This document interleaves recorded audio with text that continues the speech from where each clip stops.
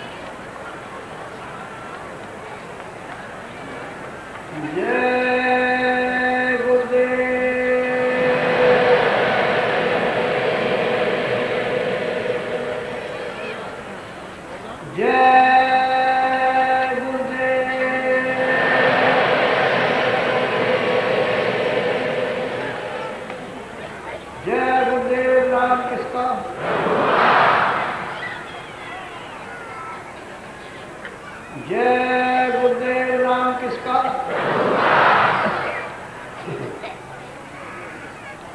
मेरे प्यारे गुरु दातार मंगेता द्वारे खड़ा।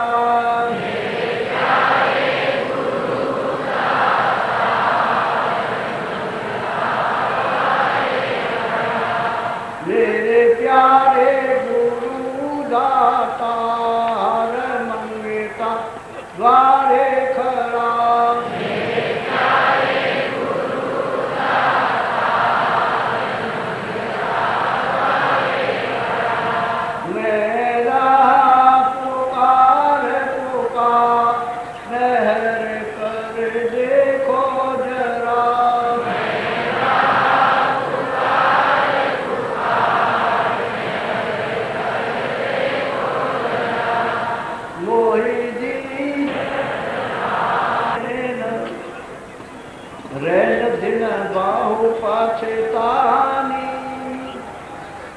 मेरी लगी न प्रीत संग शब्द कहन मेरी सावोई कहानी।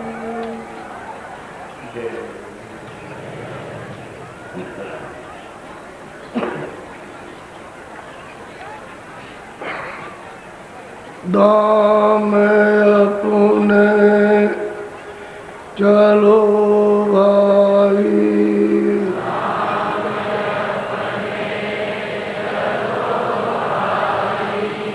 धाम अपने चलो भाई।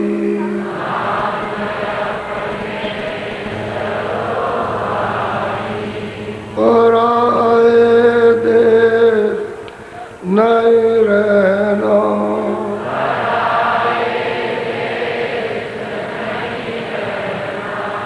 काम अपना करो जाई।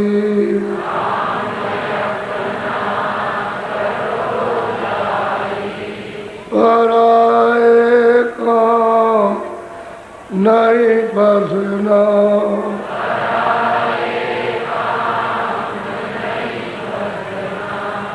गुरु का नाम संभाले चल।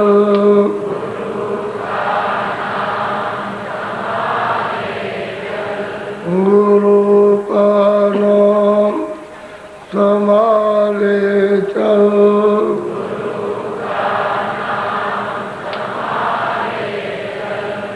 यही है दाम गठ बंधना,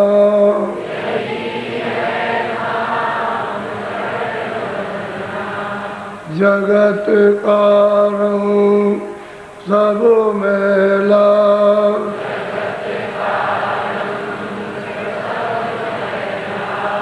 जगत कारण सब मेला,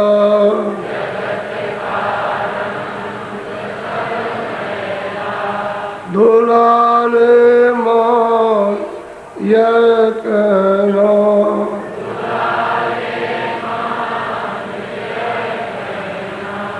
भोग संसार कोई दिन के,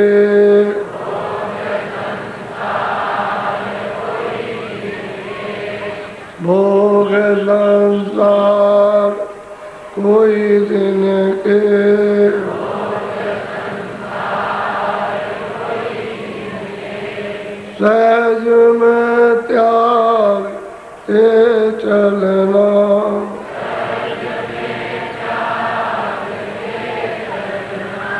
शरण सतगुरु जन कर लो,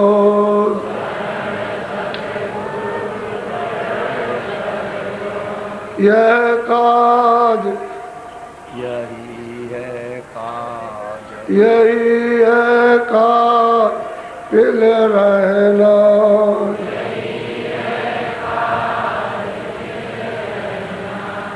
धाम अपने चलो भाई,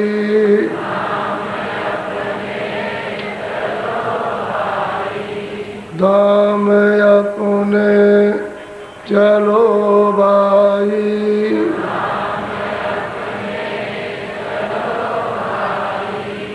पराए देश क्यों रहना,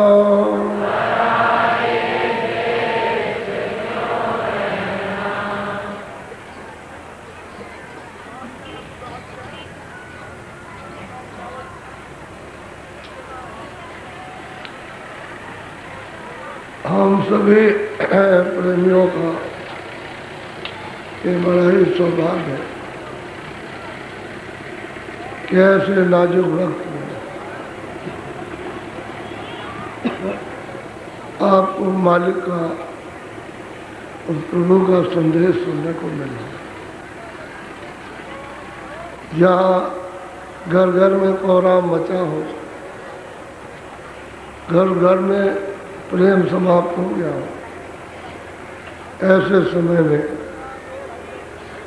आपको ये सब प्रेम प्यार मालिक के लिए सुनने को मिले, यह भाग है। सब जीवों का बहुत ही बड़ा भाग है, नहीं ये चीज़ सुनने को मिलती नहीं।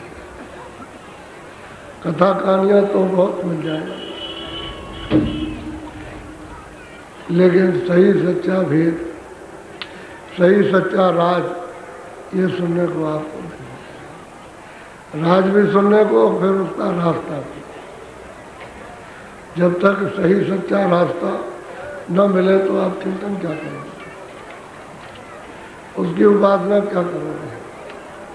फिर दरवाजे में बैठ करके फरियाद पुकार कैसे कर सकोगे, क्योंकि दरवाजा तो जानते ही नहीं।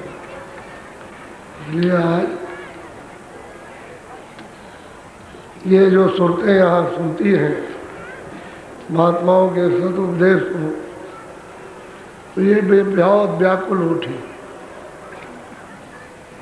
और वो सुरतें ये कहती हैं कि हमने जब भी किया तब भी बहुत किया, दान भी बहुत दिया, हम वीर भी रहे, योग भी किया, जो जो क्रियाएं हमको बताई गई, जो जो क्रियाएं शास्त्रों में हैं, वो हमने सब किया। हमने उन क्रियाओं को छोड़ा नहीं।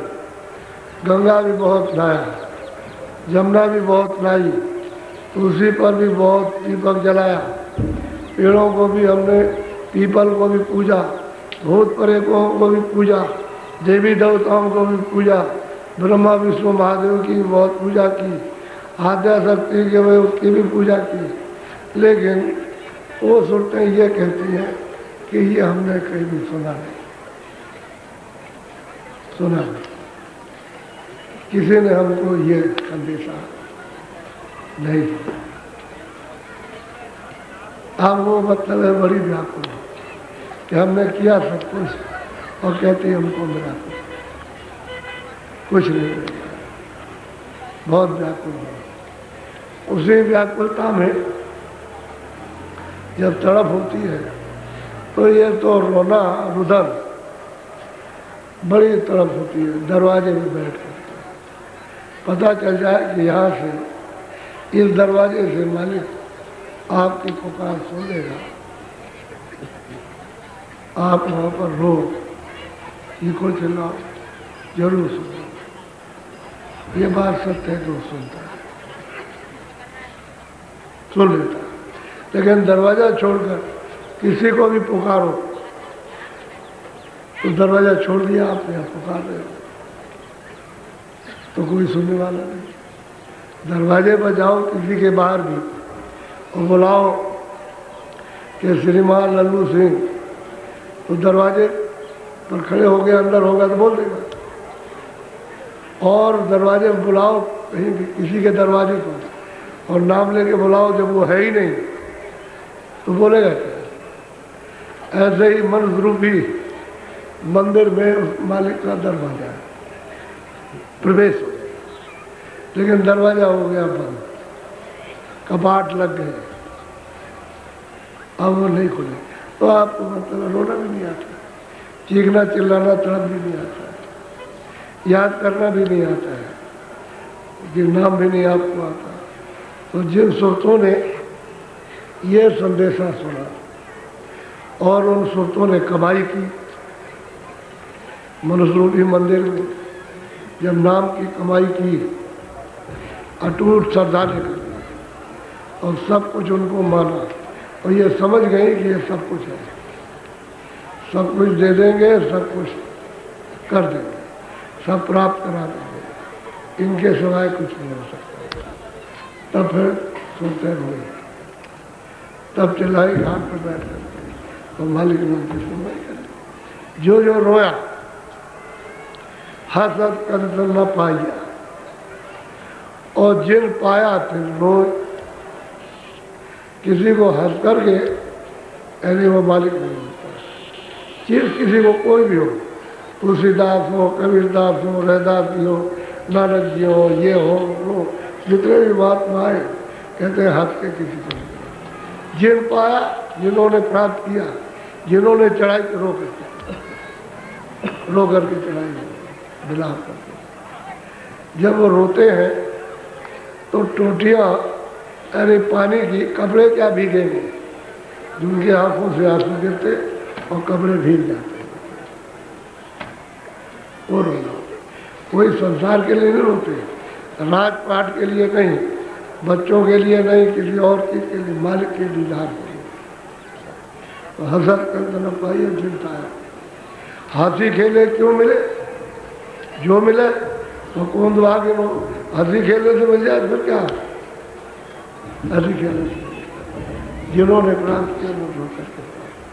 लेकिन घाट पर जब घाट मालूम हो गया, दरवाजा पता चल गया तो ठटकाए, खटखटाया दरवाजा जोर से, उनके रोने को कोई दूसरा नहीं देख सकता। ऐसा रोते ऐसा चीखते कि सिसक क्या चीज होती है, ऐसा रोते। तो अब जब वो सुरतें पार हुई, क्योंकि उन्होंने तो कहा कि हमने तो सब कुछ किया, कौन सी पूजा जो छोड़ दी। इस मृतलोक में जितनी पूजाएं जिसने बताई वो हमने सब की। अब वो महापुरुष उपदेश कर रहे हैं और सुरतें पूछ रही हैं कि आपने तो ये जो बताया कि तुम्हारा वहाँ घर है, तुम वहाँ से आई हो, तुम्हारा वहाँ पिता है और रास्ता उसका ये है और वहाँ ये आनंद है, वहाँ ये सुख है, वहाँ काल नहीं है, कोई जाल नहीं है, कोई कर्म नहीं है, कोई पाप नहीं, कोई पुण्य नहीं, कोई देही नहीं है, तो आप जो उपदेश कर रहे हो क्यों कर रहे हैं, क्यों करते हैं, उपदेश किसलिए कर रहे हैं।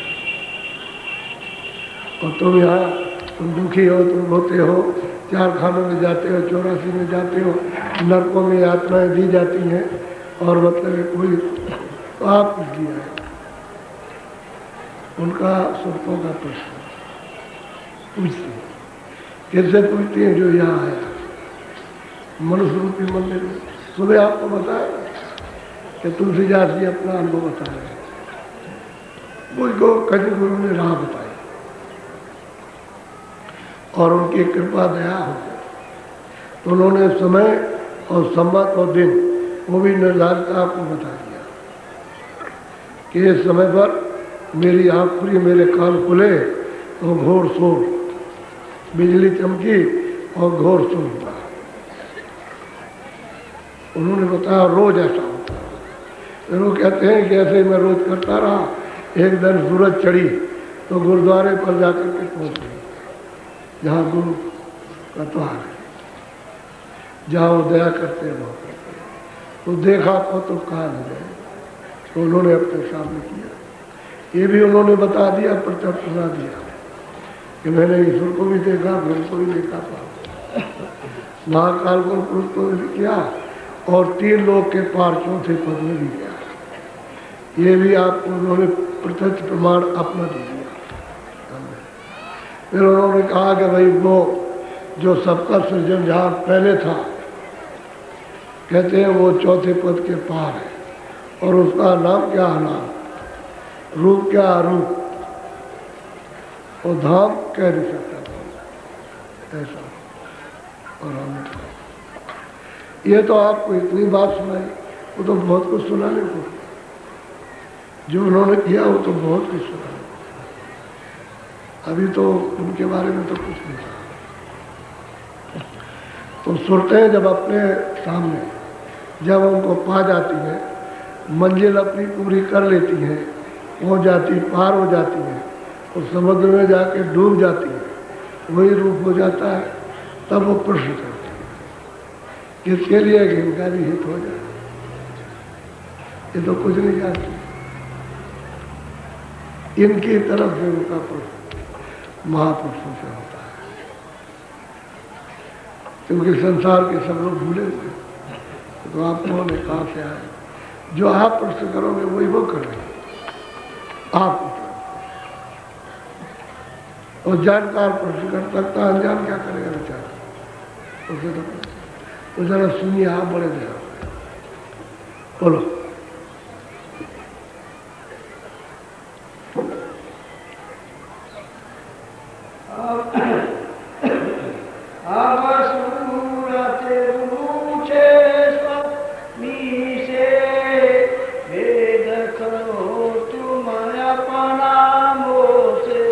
अब सूरत पूछती है कि आप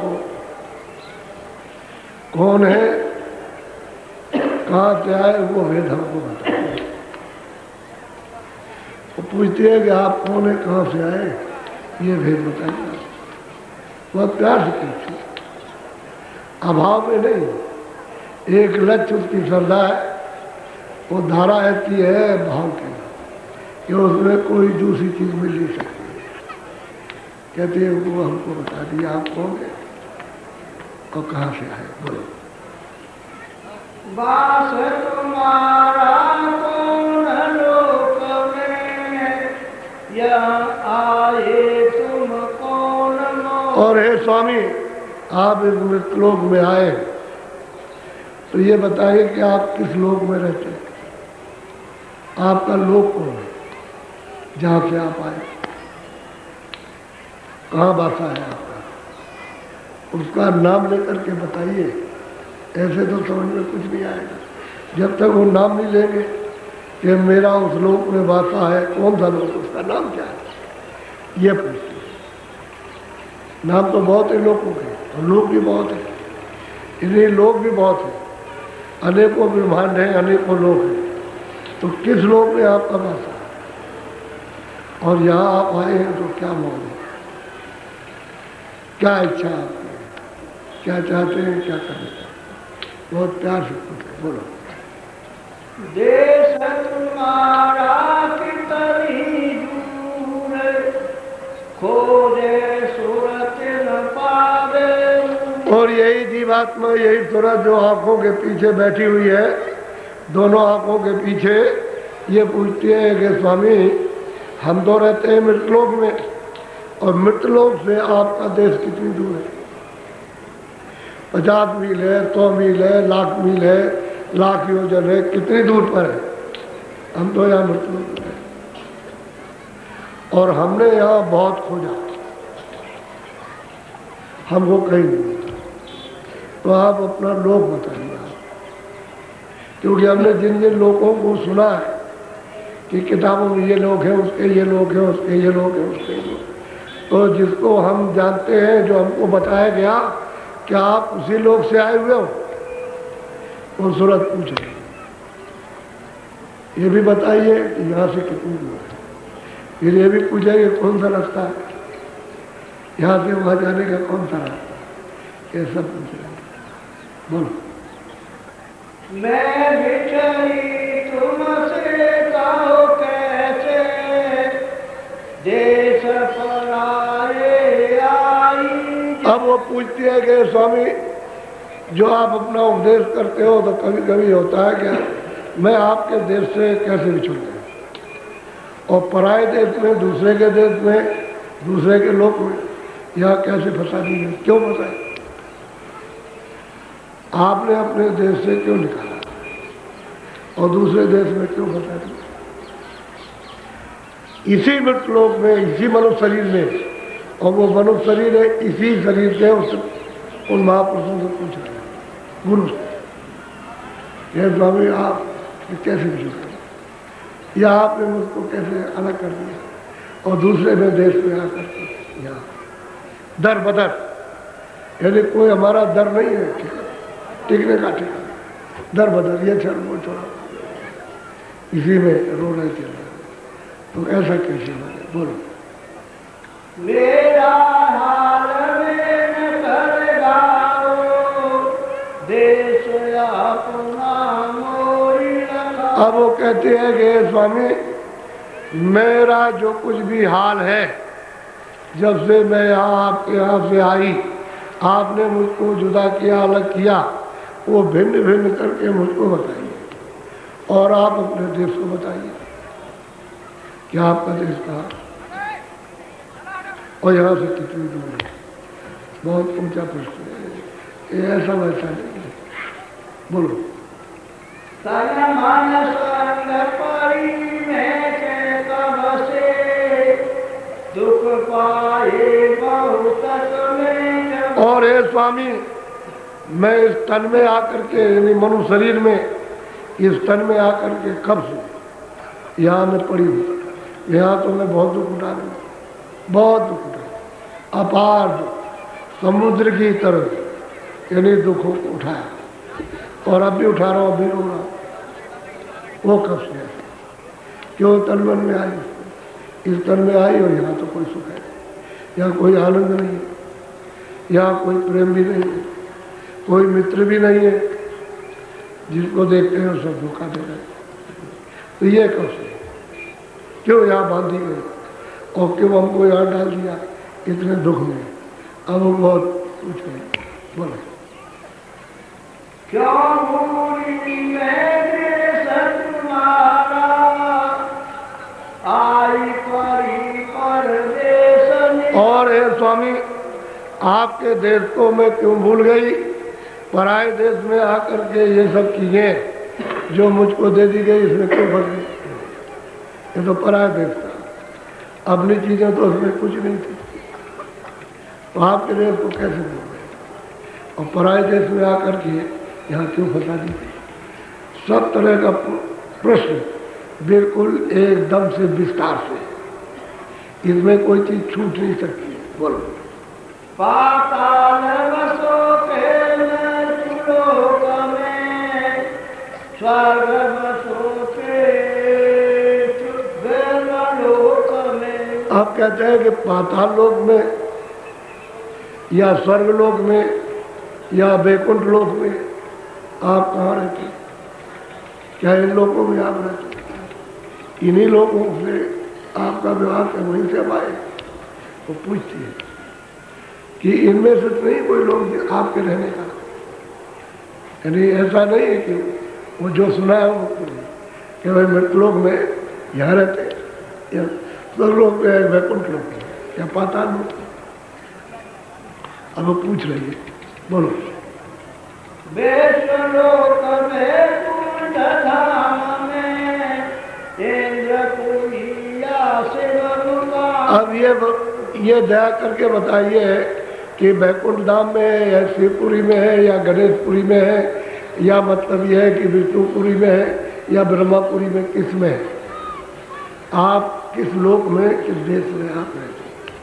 क्योंकि हमने तो यही सुन रखा, ये विष्णुपुरी है, ये शिवपुरी है, बैकुंठपुरी है, ये ब्रह्मापुरी है, ये पुरी है, ये इन लोगों में आप रहते हैं। वहाँ से आप आए बताने समझाने के लिए। बोलो। कृष्ण लोक या राम लोक में, प्रकृति लोक या अब वो बहुत प्यार से पूछती है कि क्या कृष्ण लोक में रहते हैं, कि कृष्ण का भी लोक है, क्या राम के लोक में रहते हैं, राम का भी लोक। वहाँ पर सब के सब राम ही राम है, और जो कृष्ण है वो सब कृष्ण कृष्ण। तो आप वहाँ रहते हैं क्या? क्योंकि ये तो सुना था भाई कृष्ण लोक है, राम लोक है, या इंद्रपुरी है, या इंद्रपुरी में रहते हैं। आप वो चुपचाप सुन रहे हैं उसकी बात, और वो सब तरह का प्रश्न कर रहे हैं। बोलो।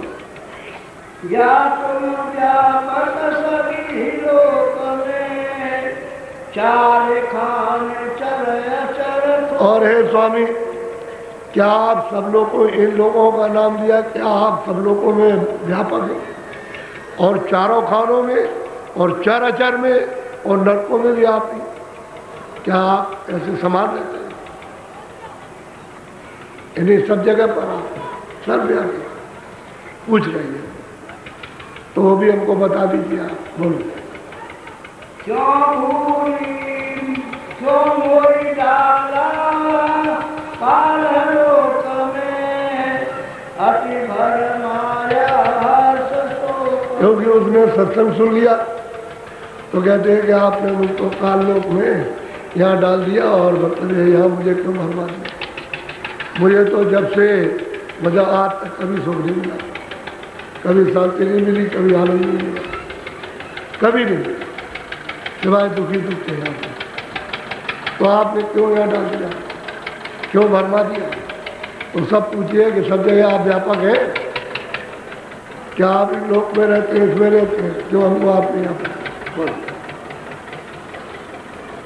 क्यों अब क्यों आए मोरे चितावन, रूप धरा तुम अति मन भाव। अब सूरत पूछती है कि हे स्वामी, अब आप इतने दिन के बाद, इतने युगों के बाद, इतने कल्पों के बाद, कितने अनगिनती सतयुग त्रेता बीत गए, उसके बाद आप आए मुझे चिताने के लिए, जगाने के लिए। ये तुम्हारा देश नहीं है, तुम्हारा ये नहीं, तुम्हारा और वहाँ ये है। अब लेकिन रूप सूरत कहती है अति मन भाव, यानी रूप मोहित कर देता। अब उससे तो मोहित है। अब कहते हैं अब आप आए इतने दिन के बाद संदेशा देने, हमारी खैर खबर लेने के लिए कि हम किस तकलीफ में, किसमें क्या है। अब आप बोलो। मैं दासी तुम चरण निहारे, वेद देव तुम अपने। अब जो सूरत प्रश्न करती है मनुष्य शरीर में बैठ करके स्वामी से कि मैं दासी हूँ आपके चरण, मैं आपके चरण छोड़ कर कहीं जा नहीं सकती, तो मुझ दासी का, मुझ सेवका का, यानी मुझ सेवा का, मुझ मुरीद का अपना भेंट है, सब मुझे बताइए कि ऐसा क्यों होगा। यानी अपने लिए तो पूछ रही है, लेकिन वो सब सूरतों में लागू होगा।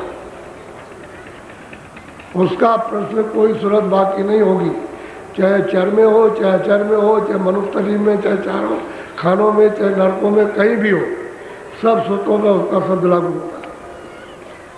सबके लिए प्रश्न है। तो कहते हैं कि मुझे अब अपना भेद हमको विस्तार से बताएं। बोलो। तब हंस शब्द सुबामी बोले, सुनो सुरति तुम में कहो। अब वो जो सूरत मनुष्य रूपी मंदिर में शब्द रूप हो जाती है और मंडलों पर चढ़ करके और घर में पहुंच जाए तो मालिक का रूप हो गया। यही कहा गया है कि वो मालिकी है। अब बहुत प्रसन्न होकर के खुश हो गए, बहुत खुश हो गए कि तुमने ऐसा पूछा, तो हंस करके प्रसन्न हो गए। अब उत्तर देंगे। बोलो।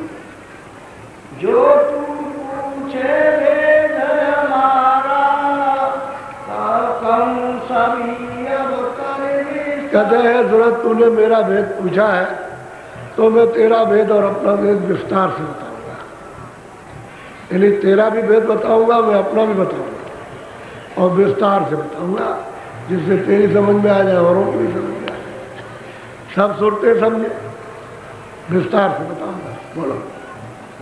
मैं हूँ अगम नामय माया, रहूं मोर से अगर सब। अब वो महापुरुष कहते हैं मैं अगम हूँ, मैं अनाम हूँ, अमाया, मैं माया से नहीं।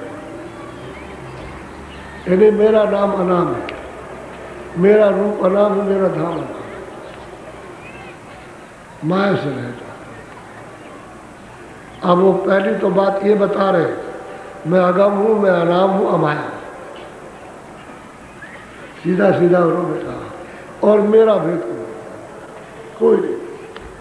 अब जिनके लिए और उसने नाम लिया है कि विष्णु लोक में, शिवलोक में, इसमें रामलोक में, क्या कृष्ण लोक में, इंद्रपुरी में, ये सब पाताल लोक या मृत लोक में, ये सब जो नाम लिए कहते मेरा इनमें से कोई भेद नहीं जाता। मैं अगम हूँ, अनाम हूँ, अमाया, वो अमाया नहीं जा सकता। मेरा कोई नाम नहीं तोड़ना। बोलो। मेरा भेदन कोई पावे, नहीं कहूँ तो कहना। अब वो सूरत को महापुरुष समझा रहे हैं कि सूरत मेरा भेद कोई पाता नहीं, क्यों कि मैं ही कहूँगा तभी वो पाएगा, तभी समझेगा। जब तक मैं उसको कुछ कहूँगा नहीं, उसको बल पौरुष नहीं दूंगा, उसको शक्ति नहीं दूंगा, सहारा नहीं दूंगा उसको, तब तक मेरा भेद कोई नहीं जानता। कोई भी सब उसके भेद से सुन रहे। बोलो। फिर रूप में धारा, दूसर अलख पुरुष हुआ। अब वो कहते हैं कि भाई पहले तो कुछ नहीं था, न अगम रूप था, न अलग रूप था, न सत रूप था, और न नीचे का काल पुरुष का रूप था, न पार ब्रह्म का था, न ब्रह्म का था, न ईश्वर का था, न कोई लोकांतर थे, न ब्रह्मा थे, न विष्णु थे, न आद्या शक्ति थी, न जमीन था, न आसमान था, न ये पानी था, ये कुछ नहीं था। मैं अकेला था, ये सब मुझ में समाया हुआ है। तो कहते हैं क्या हुआ कि मैंने मेरी मर्जी में तो मैंने अगम रूप धारण किया, अलग अगम लोग को, फिर अगम पुरुष को स्थापित किया, फिर अलग लोग बनाया तो मैंने उस अलग पुरुष को स्थापित किया, फिर मैंने सतलोक बनाया तो सतपुरुष को स्थापित किया। पहले यहाँ पर तुम भी आ रहे थे, न कोई इंद्र था, न कोई राम थे, न कोई कृष्ण थे, न मोहम्मद थे, न ईसा थे, न मूसा थे, न कोई मतलब ये है कि शंकराचार्य, और न मतलब कोई जेल में तो कोई था, कुछ नहीं, न कोई बौद्ध थे, कुछ नहीं। ये तो वहाँ नहीं था जब यहाँ कहता, वहाँ नहीं था यहाँ कहता। तो कहते हैं कि मैं ये तीन अगम पुरुष, अलग पुरुष, सत्य, ये अपनी हिलोर से, अपनी बहुत मर्जी से स्थापित किया। मेरा भेद कोई नहीं जानता। बोलो। अब भी नहीं जानते। बोलो। तीसर सात पुरुष में भया, सात लोक में ही रची। अब कहते हैं तीसरा मेरा रूप सतलोक में स्थापित, और वहां मैं सत्य सत्य हूँ। सतलोक में भी सत्य सत्य हूँ, अलग लोक में सत्य, अगम लोक में भी सत्य हूँ, और मैं आराम हूँ, मेरा जैसा। ये तीनों में मैं रहता हूँ, तीनों में मेरा निज रूप है। इसमें से कोई भी पहुंच जाएगा, इसमें तो मेरे पास है। सत्यदेश में पहुंचेगा, अलग में जाएगा, अगम में जाएगा, अलग में मेरे पास है। इसमें मेरा तीनों रूप है, और इसमें होकर के मुझको सब देखो, मैं इनमें होकर के मैं देखो दिखाई दूंगा। अब वो सूरत को सब बता रहे हैं कि सूरत तुम तो पहले यहाँ कुछ नहीं था। बोलो। इन तीनों में मेरा रूप, यहाँ से उतरी कला। अब वो कहते हैं कि अनाम पद, अगम पद, अलग पद, सत पद। कहते हैं वहां से तो आप मतलब उधर से ऊपर से तो जो विस्तार होना था वो हो गया, उन्होंने कर दिया। ये तीनों में वो बैठे हुए निज रूप हो गए। अब जो कुछ भी विस्तार हुआ उस सतलोक से हुआ कि यहाँ से सतपुरुष ने एक कला, एक अनुपम कला एक उतार के नीचे भेजी, नीचे उतारे। तो पहले कला कब उतारेंगे? जब ये सब लोग बन जाएंगे। तो उनकी आवाज़ उसमें से निकली, उसने ये तमाम रचना बनाई। शब्द ही से है सब कुछ है। इतना शब्द का फोर्स, इतनी शब्द की ताकत, शक्ति, तो उसने अनंत मंडल सतलोक के नीचे गिरने में नहीं आ सकती, इतने उसने बना दिया। और छोटे टूटते नहीं तो बहुत बड़े बड़े, छोटे नहीं। कहते हैं भाई अलग लोग से तो रचना हुई नहीं, और अगर लोग से भी अनामी धाम के तो इतना होने का सवाल ही हम नहीं। अब ये सतलोक से सब विस्तार हुआ, वहाँ से एक कला सतलोक उतारी। और पहले किसको उतारा? निरंजन भगवान, जिसको आप ईश्वर कहते हो, मुसलमान पता है, ईसाई इसको गाट कहते हो। और पोला मंडल है, पोला मंडल सब पूरे सबके, उन्हीं में से उतार के जब ये शब्द सब रचना हो गई तो फिर दूसरा शब्द उतरा, इनको लेकर के उतरा। और उसने मतलब ये ठेका बना दिया कि यहाँ पर आप बैठो। तो सैदल कमल में बैठ गए। यही तीन लोग के नाम। फिर ऊपर से उतारा ब्रह्म, उन्होंने अपनी जगह उनको बैठा दिया। फिर पार ब्रह्म को उतारा उनको अपनी जगह। फिर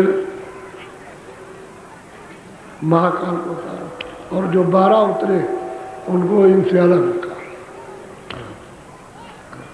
उतार दिया इनको पहले पे। इन्होंने मतलब ये सब ने उसी डोरी पर टंगे, इधर उधर कहीं नहीं, डोरी पर टंगे हुए।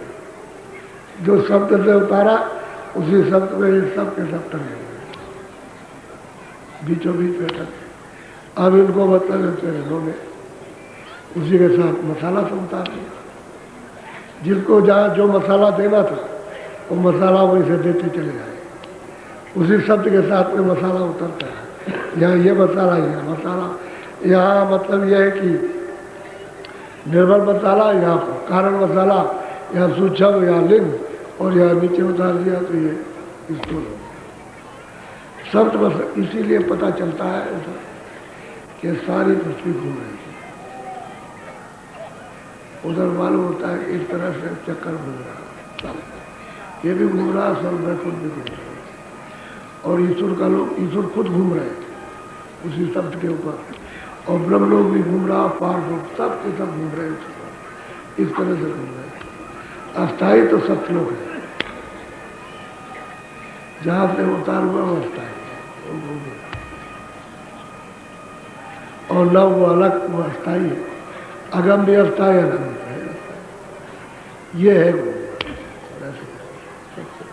तो आपको तो इस विज्ञान का पता नहीं, कोई कुछ कहता है, कोई कुछ कहता है, कोई कुछ कहता है।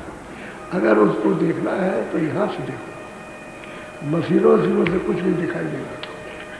मनुष्य रूपी तन से ये जीवात्मा तो उसका जो है, तो बस वहाँ से तो कहते हैं यहाँ से कला उतरी। बोलो। यहाँ तक निज कर मुझको जानो, पूर्ण रूप मुझे पहचानो। अब वो महापुरुष आकर यहाँ समझाते हैं कि मैं अनाम हूँ, अमाया हूँ, मेरा कोई रूप नहीं है। तो मैंने जो ये अगम पुरुष और अलग पुरुष सत्पुरुष स्थापित किया है, मेरा निज रूप। अगर तुम यहाँ मुझे पाना चाहते हो तो यहाँ आ जाओ, बस यहाँ आए कि मैं मिला। फिर कोई बंधन किसी तरह का नहीं है, क्योंकि वो भी अचल था, ऊपर के भी अचल, वो भी अचल। कहते हैं मुझे पूर्ण, मैं यहाँ पूर्ण मिल जाता हूँ, अधूरा नहीं। सतलोक में पहुंची सूरत पूर्ण, वैसे जाएगी ऊपर, वो तो इतना बड़ा विस्तार है, उसको क्या कहा जाएगा। अब वो अपना परिचय दे रहे, सूरत को बता रहे हैं कि देख सूरत, मैं वहाँ से नीचे नहीं उतरता, सतलोक से नीचे नहीं आता, मैं वही रहता हूँ। बोलो। सतपुरुष विकारी ज्योति निरंजन नाम धरा। कहते हैं भाई सत्पुरुष ने जो वहाँ कला नीचे उतारी वो क्या है भाई, ज्योति निरंजन, उसके साथ आज्ञा सकती, क्योंकि उनकी मर्जी है। रचना तो तब बैठेगी जब उसके साथ कुछ मिल होगा। अब वो चाहते हैं कि हमारे यहाँ कोई मिलोनी न रहे, सब मिलोनी सतलोक के नीचे थी, गंदगी ये आई तो वहीं से, उसको निकालना चाहते थे सबको और निर्मल देश ले जाए। तो बस इनको निकाल के नीचे भेज दिया। अब एक कला तो ये हो गई, कहते हैं कि ज्योतिष और नाम इनका उसी के साथ में दूसरी उतार दी आत्मा, क्योंकि ये रहेगी साथ तभी तो प्रपंच बनेगा, नीचे का खेल तो तभी होगा, ऐसे हो नहीं सकता। बोलो यह जो कला उतर कर आई जलरी दीप में आने। अब वो यहाँ मृतलोक में समझा रहे हैं कि सूरत ये दोनों कलाएं उतर करके आई जलरी दीप यानी सैदल, वहाँ ये बैठ गए और इन्होंने दोनों ने रल मिल करके बना, क्योंकि मसाला सब दे दिया। तब जब इनको मसाला दे दिया तो इन्होंने पहले की है तपस्या, बहुत तपस्या की। इन्होंने भी तपस्या की अखंड जदीद द्वीप में सैदल कमल में, यानी ज्योति ने भी की है, निरंजन भगवान ने भी की, पूरी अखंड तपस्या की। और ब्रह्म भी अखंड तपस्या की, पान उन्होंने भी, सबने तपस्या की अपनी अपनी जगह पर बैठ कर अखंड ध्यान किया। और इतने युग बीत गए, इतना युग आपको यहाँ आने में नहीं बीता, बीते तो बहुत, लेकिन उनके युग ज्यादा है, आपके कम है। आप मतलब बाद में आए और उनको बहुत पहले, तो तपस्या करते थे सब कुछ खुश हो गए। तो उस समय पर तो कुछ था नहीं, ओला आकाश था और शब्द उतार करके ले आया ठहरा गया और कुछ नहीं था। जब उन्होंने तपस्या कर ली और सत्पुरुष प्रसन्न हो गए, तब फिर मतलब ये है कि उन्होंने कहा मैं तुमसे खुश हो गया, तुम क्या चाहते। तो इनको तो मालूम था ही कि मैं उस देश से निकाला गया हूँ अपने घर से और यहाँ भेज दिया गया। तो उन्होंने कहा कि आप जैसे हो देश में रचना है वैसे रहेगा, मिलता जुलता दे दिया। तब उन्होंने सत्पुरुष में ये वर्त किया, कहा कहते थे। तो ये बाद में सुनते हैं उतारिए, तो सुरतों के उतारने का अलग सुनते हैं, इनके उतारने का अलग। अब इसी राज को कोई नहीं जान सकता, साधक जाने जो चढ़ के जाए वो, या पूरे जो आते और जाते हैं, और बाकी कोई नहीं जान सकता किसी को। सुरतों के उतारने का अलग सुनते हैं कि जिस शब्द से उतारी जाएगी उनका ऐसे उतर के आ नहीं सकते, कि उनमें इतना तेज है, इतना प्रकाश है, इतनी शक्ति है, कैसे उतरेंगे नहीं। वो तो विशेष जब शब्द नीचे आएगा तो उसके साथ ही उतरेंगे अभी। तो उन्होंने एवं कर लिया कि अच्छा मैं तुमको दिया। तो सुरतों का जगह जगह भंडार, सब जगह पर महाकाल को इतना, इनको इतना, इतना इनको, और इतना मतलब इनको इतना, मतलब यह है कि पार्वती को इतना, ब्रह्म को इतना, सबको उन्होंने दे दिया काले वचन। अब जब सुरतें मिल गई उनको, तो सुरतें चेतन है, मसाला तो चेतन नहीं, मसाला तो सब जाए। अब चेतन के साथ में मसाला उन्होंने मिलाया और चेतन के ऊपर डाला, तो हरकत तो चेतन करेगा। अब उसी के साथ में जो जड़ मसाला होगा, जो जहाँ का होगा हरकत करेगा, क्योंकि ये तो सूरत तो चेतन है, उसी के साथ ही असली चीज है। तो कहते हैं भाई तो उतर करके आए और बहुत विधि से विस्तार से समझा। बोलो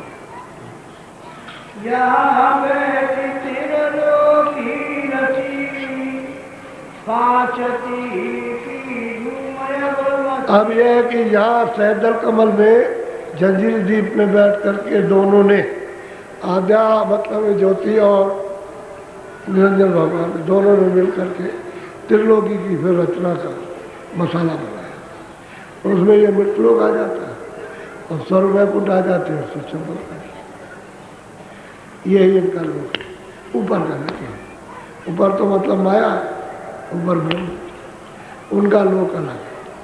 कहते हैं कि ये उन्होंने फिर विस्तार किया और रल मिल करके फिर उन्होंने मतलब ये है कि सब जगह जगह जगह जगह स्थापना की, ये सुनते यहाँ उतारी ले आए।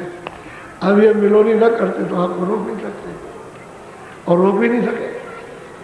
जब शुरू में यहाँ उतार के लाए गए और ये मनुष्य शरीर जब आपको तैयार करके, तो आप जैसे ही बच्चा माँ के पेट में है तो वो देख रहा, आँख खुली है, कान खुले, सब सुन रहा, ऊपर की सब बाणी सुन रहा, आँख खुली है, सब देख रहा, ऊपर माँ के पेट में। और देख देख करके हंसता, देख देख करके बहुत प्रसन्न होता है, देख के पूछता है। और जैसे ही बच्चा 9 महीने का बाहर आया, सतयुग जोगी सब एक तरफ से सब बच्चे और बच्चियां सब विज्ञानी, किसी की आंख के सामने कोई अंधेरा ही नहीं, क्यों आंख खुली। जब गर्भ में खुली थी, कान खुले थे, सब बाणी सुनते थे और सब कुछ देखते थे। तो जैसे ही बच्चा आया बोला, सब सतयुग जोगी, सब के सब जोगी विज्ञानी, सब परम पद में सतलोक में सब जाते, सब आते थे, सब जाते थे, रोज जितने बार जाना चाहे उतने बार। उस समय पर सवाल इस बात का है कि कोई पहरा नहीं था, कोई रोड नहीं, बंधन नहीं था, कोई पर्दा नहीं था, तो सबके लिए खुला था। अभी वो स्वामी जी महाराज ने तुम्हारे लिए अभी संवत 1589 में जन्म लिया। उसके बाद रावण लिखा, सतयुग जोगी सब जोगी। अगर ऊपर का उन्होंने न देखा होता और ये न जाना होता तो कभी वो नहीं कहते। उन्होंने तो जब देखा कि जब सूरतें उतरी है तो यहाँ उस समय पर क्या था, उस समय रास्ता खुला था सीधा, गर्भ में आँख खुली थी, कान खुले, सब वेदवाणी देववाणी सबकी सुनाई साफ ऊपर से नीचे था। तभी तो आप पकड़ के चढ़ जाते थे, नहीं ऐसे आप कैसे जाए, जब पकड़ के ऊपर चढ़े। सूर्य में 1 घंटा घमाघम हो रहा, एकदम दमादम बज रहा, अखंड बजता है घंटा, तो उस समय तो सब सुनाई देता था। बात और उसमें तो प्यार है, कशी से जैसे ही सूरत निर्मल है कि पट खींच लेगा, फौरन खींच लिया उसने और अपने में मिला देगा। और वहाँ से क्या ऊपर का सब पकड़ा, उसने मिला दिया, फिर ऊपर का वो सब सुनाई देता, पकड़ के ऊपर में ले गया। ऐसे ही आते और जाते रहे। सब परम पद के अधिकारी थे, एक भी मतलब नहीं था कि वो कहीं और जगह चला जाए। अब ये बात है तो कह रहे हैं कि भाई हमने दे दिया, बोलो। तीन लोक से मेरा उजाला, 4 5 6 में विस्तारा। अब वो महापुरुष कहते हैं कि भाई मैं तो 3 लोगों से अलग, मैं तो इनसे अलग। यानी 4 सतलोक, 5 अलग लोग और 6वां आगम लोग, मैं इससे अलग रहता हूँ। उसके परे मैं इसमें 3 लोग में हूँ, न यहाँ न स्वर्ग में, कुंड में, ब्रह्मांड में, न पार में, मैं इससे परे। मेरा विस्तार अगर किसी को देखना और जानना है तो 4थे लोक में, सतलोक में चलो, वहाँ देखने को अलग लोक में चलो, अगम में, फिर अनामी धाम। मैं इन सब से अलग हूँ। बहुत साफ साफ विस्तार से सूरत के प्रश्न का और शंका समाधान सब कर रहे हैं, सब दे रहे। बोलो। हाँ, 3 लोक एक ऊर्ध्व पसारा, सिंह रूप में। और सूरत से कहते हैं कि देख सूरत, 3 लोक जो है वो तो एक बूंद का है हमारे, सतलोक की एक बूंद है। अब वो तो अथाह सागर, एक वहाँ की बूंद है कि 3 लोगों का एक बूंद का विस्तार। मैं इसे, मैं 3 लोकों में नहीं हूँ।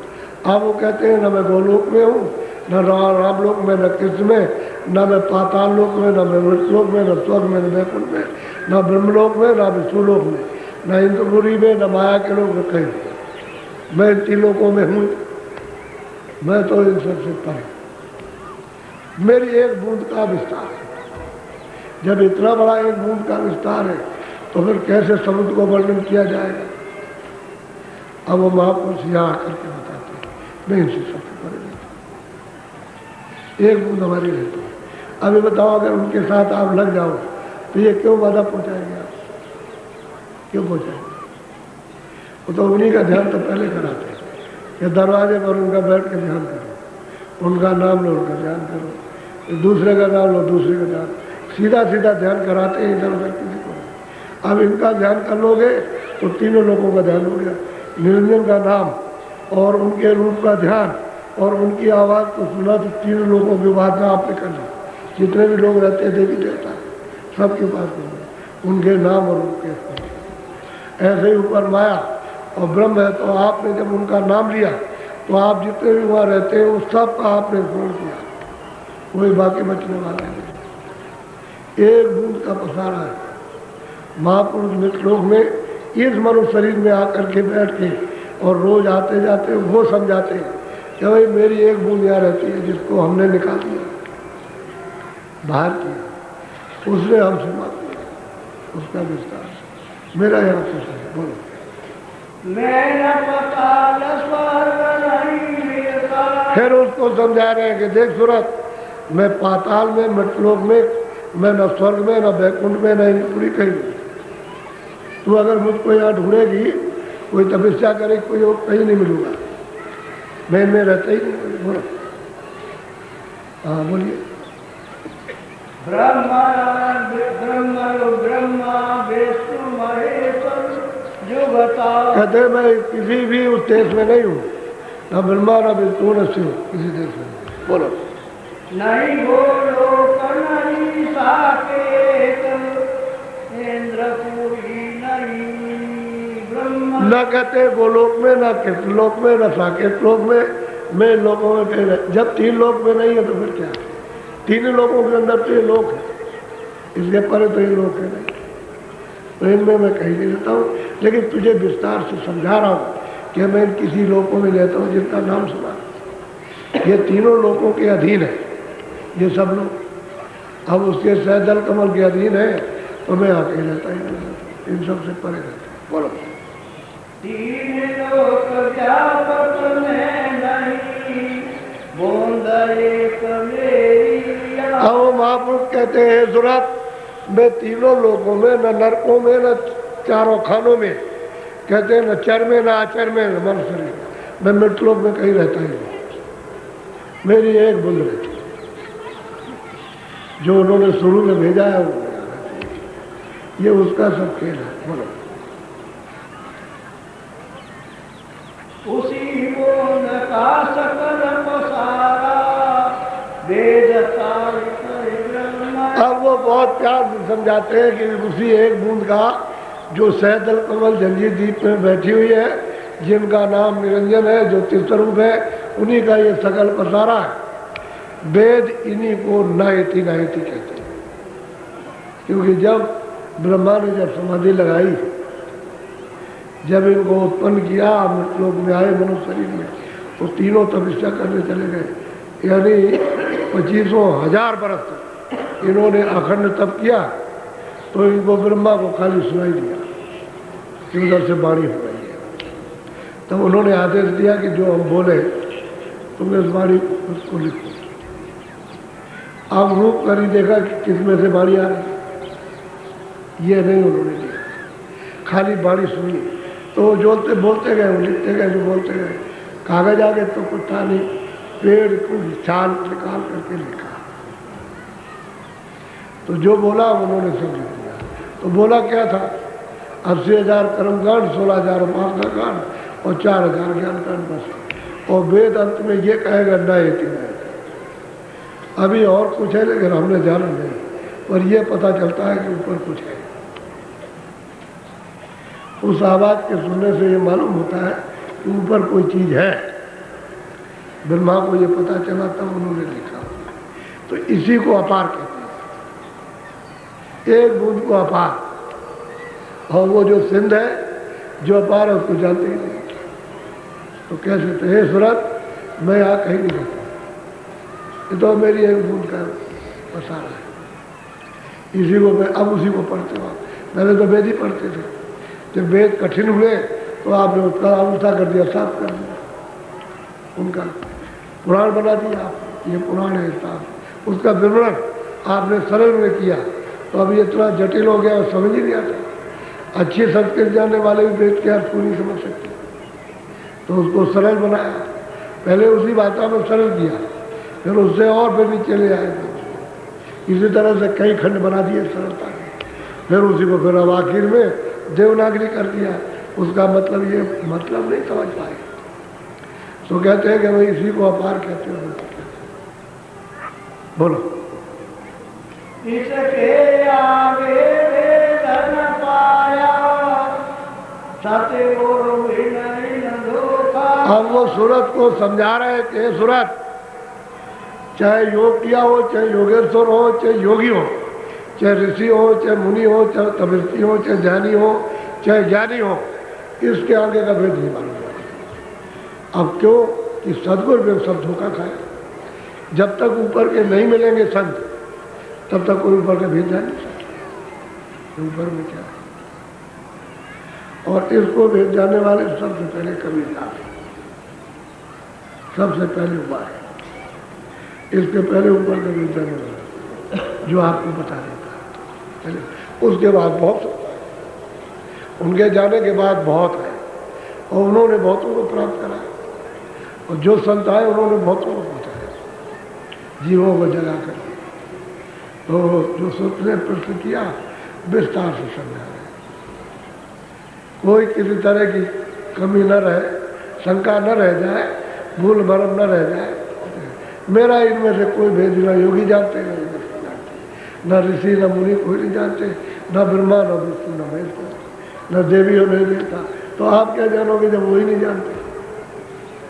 ये कोई वो जब आएंगे तो मैं ही अपना भेद करूँगा, तभी जान सकते हो, जब तक वो ना आए तब तक कैसे समझेंगे। बोलो, इतने मत जग के माही, इसी बूंद को सिंध। कहते हैं जितने भी मत हो, चाहे हिंदू मत हो, चाहे मुसलमान हो, चाहे जैनी मत हो, कोई भी मत हो, कहते हैं कि इसी बूंद को सब अथाह कहते हैं, फिर इसके परे उसको जाते हैं, हम क्या जाने। और महात्मा कहते हैं कि ये भी है, उसको इनकार तो नहीं करते, ये भी है तो उनका भेजा होता है। वो कहते हैं ऊपर ब्रह्म भी है, फिर वो पार इनकार तो नहीं करते, वो कहते हैं ब्रह्मा भी है, विष्णु भी है, वो तो सबको जानते हैं, इसलिए कहते हैं ये भी है। लेकिन अब ये है कि ब्रह्मा विष्णु महादेव उनको नहीं पा सकते, क्योंकि उसने तो भेद छुपा लिया। जब आद्या महाशक्ति ने पूछा कि तुमने तपस्या की थी और ये जो लिखा है तुमने, तो तुमने पिता को देखा? तो ब्रह्मा ने कह दिया कि हाँ मैंने देखा, क्योंकि ब्रह्मा ने लिखा। विष्णु से पूछा कि मैंने नहीं देखा, क्योंकि वो तपस्या में असफल है। शिव से पूछा तो कहा हमने नहीं देखा। अब ब्रह्मा से पूछा तो कहा हमने देखा। तो आद्या महाशक्ति को मालूम था कि ये तो दोनों सच बोल गए, ये झूठ बोल गया, तो तेरा कुल नाश हो जाए, झूठा। और मतलब यह है कि कपोल कल्पित बात करता, उसको तुरंत आद्या महाशक्ति माता ने श्राप दे दी कि जा, तेरी जगत में पूजा कोई नहीं, इन दोनों की पूजा होगी, ये ब्रह्मा की और उनकी शिव की और विष्णु, तो ब्रह्मा की पूजा कोई नहीं। ये तो आद्या महाशक्ति का श्राप शुरू में लग गया, शुरू में लगा। अब इसको कोई जानता, हालांकि तीनों के एक ही पद है, एक का उत्पत्ति का, ब्रह्मा उत्पत्ति का, विष्णु पालन करते हैं, सो संहार करने का, जो ले लेते हैं समय को, ये जो श्वासों की पूंजी हुई फट खींचा, चलो हटो, उसी को कहते हैं श्रृंगार करने का मतलब है खत्म कर देना, शरीर को बदल देना, और यही श्रृंगार आपको दिया फिर ले लेते। एक उत्पत्ति करता है तो मात्र उत्पत्ति हो गई, दूसरा प्रारब्ध का पालन, और तीसरा संहार, प्रारब्ध खत्म हो गया खत्म करेगा। तो ये लोग इनको ही नहीं मालूम। कहते हैं कि जितने भी लोग आए सम्मतों में, इसी बुंद को अपार, जो अपार है उसका तो भेद ही नहीं जानता, और बिना संत के कोई बताएगा। बोलो,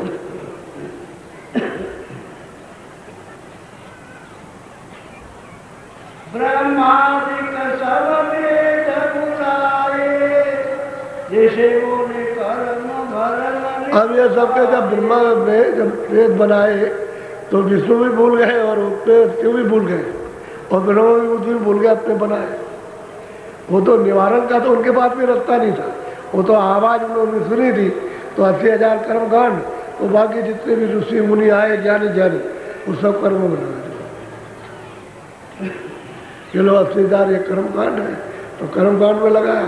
अब कोई 16,000 मतलब ये उपासना कांड और 4,000 ज्ञान कांड, तो ज्ञान कांड तो किसी को मिला नहीं कि चलो भाई हम इनका भी दर्शन करते हैं, ब्रह्मा का विष्णु का, चलो स्वर्ग में चले, वैकुंठ में चले, चलो शक्ति के पास चले, चलो हम ईश्वर के पास चले, वो तो किसी ने बताया। तो ये सब कर्म धर्म में सब, क्योंकि जब उन्होंने वेद बनाए और आपको जब ये अधिकार दिया सबको सुना करके कि कानून बन गया है, विधान बन गया है और सबको आज़ादी सारे संसार में सबको दी जाती है, ये पाप है, ये पुण्य है, ये अच्छा है, ये बुरा, ये सत्य सत्य है, ये न्याय अन्याय, ये सब कुछ पूरा विधान बना दिया। विधान बना के बाद आपको अधिकार दिया और ये कह दिया कि जो भी अपना कर्म करेगा, हमारी तरफ से आदेश और मनाही नहीं है, अपना अपना करो, अपना अपना भोगो, फिर आप इसमें सुविधा में करते। यानी पहले शुरू में जब दिया गया तो किसी चीज़ की कमी किसी को नहीं थी, कोई गरीब था ही, सब दमदाम से सब बनते, हीरे जवाहरात ये कोई खाने और पीने कोई तकलीफ नहीं, इसी में तो भूल गए उसको। और कितने आप भूले, ये जब बुलावा दिया सब तो सुविधा दी तभी यहाँ से बैठ जाओगे, उसमें तकलीफ तो कुछ थी नहीं, सुख सुविधा थी बस। अब धीरे से यही रास्ता आपका बिगड़ने लगा, बिगड़ के बिगड़ते अब ये दशा जो आज, अब ये सब रास्ता चौरा था और नरकों का सीधा कर दिया। अब इसमें कोई मनुष्य नहीं पा सकता, ये कोई नहीं। तभी तो महात्माओं ने देख करके कहा कि सब नरकों में चौरा से चले जाए, भगदड़ में चले जाए। अब इनसे कहो तो कोई रुकता भी नहीं और सुनता भी नहीं। बोलो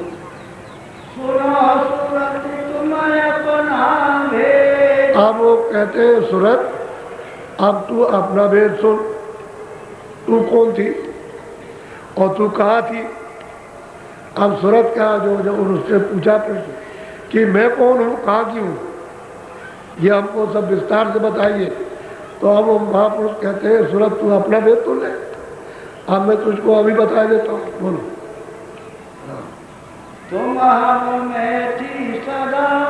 कहते हैं जब तुम हमारे पास थे तो कोई भेदभाव नहीं था, हमारी जरूरत था, हम ही थे, हमें तुझमें कोई अंतर नहीं, अभेद थे, वहाँ कोई भेदभाव तो था नहीं। यानी मतलब ये है कि कुछ अलग होकर के भेदभाव, वो तो शब्द रूप थी, मालिक का ही रूप था।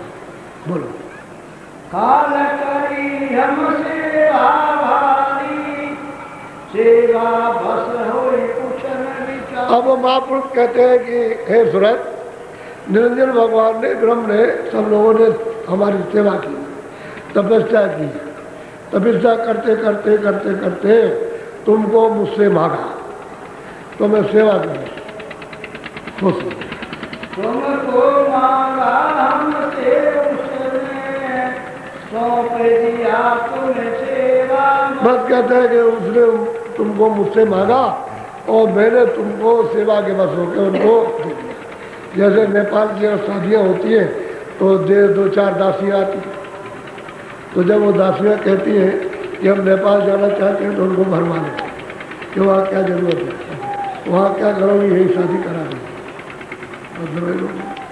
घर नहीं जाने देते। ऐसे ही सुतों को सेवा के बस होकर के महापुरुष कहते हैं कि मैंने सीख लिया, तुमको मांगा और मैंने तुमको उसे सौंप दिया कि जाओ अच्छा अब सेवा से कुछ हो। वैसे जान बुझ करके रक्षा हुई है, ऐसे नहीं हो सकती है, सब जानते हैं तभी रक्षा। बोलो कालदारी तन मन में घेरा, तुम दुख सुख पाया तुम। और हे सूरत, फिर जब काल तुमको हमसे मांग के लिया, हमने उसको दे दिया, तो ले आया, ले करके यहाँ तो तन मन में आकर के फिर आपको ये बंधन दिया, शरीर में बंद किया, फिर उसका मृत्यु का नियम बना दिया और फिर इंद्रियों के जाल में नियम बना करके फिर फंसा दिया कि जो जिस इंद्री से करेगा उसी की सजा मिलेगी। तो घेर लिया अब वो जाने नहीं देता। वो क्या कहता है कि चली तो जाओ, मैं नहीं रोकूंगा, तुम जा सकती, लेकिन मेरा जितना कर्जा हो नहीं, और कर्जा आप दे नहीं सकते, अदा नहीं कर सकते, कितना कर्जा ला। अब किसी आदमी पर सरकारी या प्राइवेट कोई कर्जा हो जाए, अब उनके पास कुछ नहीं तो रोता चिल्लाता, तो कहता है ऐसा वैसा कर, तो तुम्हारे नौकरी कर, खाने को देते रहेंगे, हो रहा कर्जा, तो फिर उसको नौकर रख लेते, घर वाले बाल बच्चों को भी रख लेते, काम कराते हैं, यानी कर्जा उससे वसूल करते हैं, तो सारे जीवन बदला हो जाता है। ऐसे उसने आपको ये दे दिया और कर्म करा करके कर्जा लग गया, आप अब नहीं चुका सकते, चाहे जितने शरीर धारण करो कभी। जब तक महापुरुष नहीं मिलेंगे तब तक ये उसके देश का पाप पुण्य कर्जा अदा नहीं सकता। कहते उसने मांगा और तन मन मिला करके उसने ये विधान बना करके कहा कि भाई देखो तुम करो तो स्वतंत्र है, अपनी इच्छा से करो, हम उसमें कुछ नहीं करेंगे, और जब कर लोगे तो जो हमारा कर्जा हो जाता है हमारे देश का। बोलो। दुख में देखा तुमको जवानी, दया उठी हम आए। आप कहते हैं कि हमने तुमको जब देखा कि तुम अत्यंत दुखी हो, अत्यंत पीड़ा है, बहुत सताई जा रही, बहुत जलाई जा रही, काटी जा रही हो, तो मुझको दया क्यों आ गई कि वो जो गुप्त संत है वो रोज समाचार देते, सतपुरुष को रोज समाचार मिलता, सतलोक, ये उनकी फरियाद है, वो नहीं कुछ कर सकते हैं, लेकिन रोज समाचार इसी शरीर से रोज जाएंगे और लौट करके आएंगे, और ये सबका समाचार देते हैं, चाहे 84 में हो, चाहे नरकों में हो, चाहे मनुष्य शरीर में हो, चाहे स्वर्ग में, वैकुंठ में, सबका समाचार वो सब देंगे वो सतपुरुष को। तो हम कहते हैं कि मैं हमको दया आ गई, जब तुमको अपने दुखी देखा तो दया आ गई तुमको ले जाने के लिए, अब तुम ऐसा करो जो हम कहें वो करो, दया आ गई। अब ये बहुत बड़ी दया है, अगर संत मिल जाए सब मिल जाए, संसार में लोग परलोक में कोई बाकी नहीं रहा, मिलना चाहिए। बोलो।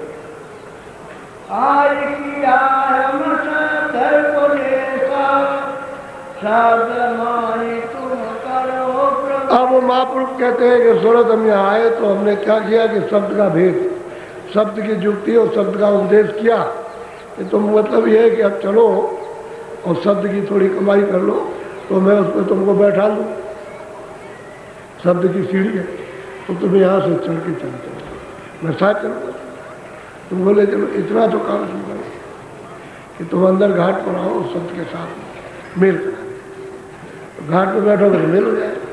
तो शब्द का उपदेश किया कि भाई आओ, शब्दी द्वारा उतरे थे, शब्दी से चल, सब जीव शब्दी से आए, नीचे भी गए सब शब्दी से चले गए, अब वो लौट के आएंगे तो यहीं से चढ़ाई होगी, जब उधर से आएंगे मनुष्य शरीर मिलेगा